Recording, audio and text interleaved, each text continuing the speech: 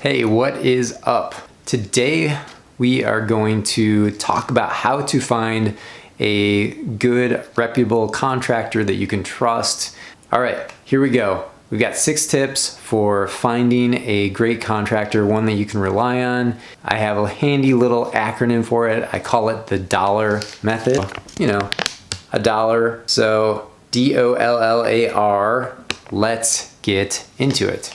The first one, D. D stands for draw. This is the contractor's draw. Essentially, this is how the contractor gets paid for the project. This is one of the biggest questions, and a lot of confusion is kind of, how do I pay my contractor and what makes sense? You know, do I pay him up front? Do I pay him after all the work is done? What does that look like? Well, typically I have it structured in a, 1/3, 1/3, 1/3 type of process, where after a third of the work is done, I give my contractor a third of the payment. And when the final work is completed, I give him the final third. If a contractor is demanding 50% or more up front, that is a huge red flag. Run the other way, find a different contractor. Tip number 2, O, options with the quote. What kind of options is your contractor going to give you with the quote they're giving you for the scope of the work? I personally like a very firm quote because I don't like any surprises. So I want to know what my total outlay is going to be from the get-go. And this is really helpful because then I know what my budget is. Now, obviously the scope of work can change or unforeseen things could happen on the project that will inflate the budget, but you just don't want to be surprised. A contractor might give you a quote for $10,000 and then at the end of the day, it ends up costing you $13,000. Tip number 3, the first L.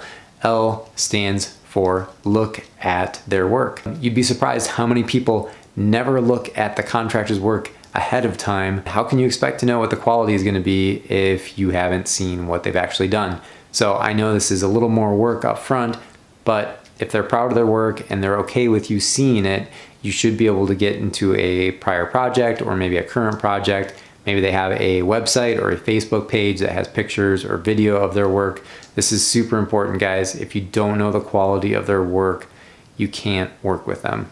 The second L, tip number 4, is lien waivers. Now, lien waivers, a lot of people don't know what they are. A lot of contractors don't know what they are. But in short, a lien waiver is after part of the project or all the project has been completed. A lien waiver just says that you have paid for that work and that the contractor will not put a mechanic's lien on your property as a judgment against you for payment of the work. Make sure that you're asking your contractor if they have lien waivers, if they will sign them. If they will not, make sure that you find a different contractor. Tip number 5,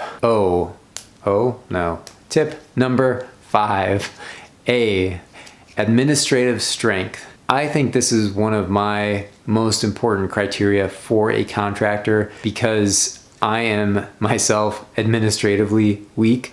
So I want to make sure that my contractor stays on top of all the paperwork, everything that needs to be done, whether it's paying subcontractors, other employees, submitting permits, getting inspections done. There's so much stuff that goes on beyond the scope of the actual project itself. A lot of contractors are really good at what they do. They can swing a hammer with the best of them and make something out of nothing, but they might be weak administratively. So make sure that you know if they have a system in place, maybe they have an assistant or a superintendent, something like that, to shore up any weaknesses in that area to make sure that the project moves forward and goes smoothly. Tip number 6, R. This stands for referrals and references. Make sure that you're asking for referrals from friends, families, coworkers, and make sure that you're getting references from these contractors so that you know that they're reputable. Make sure that you're checking with the Better Business Bureau and other organizations and that they have good standing in the business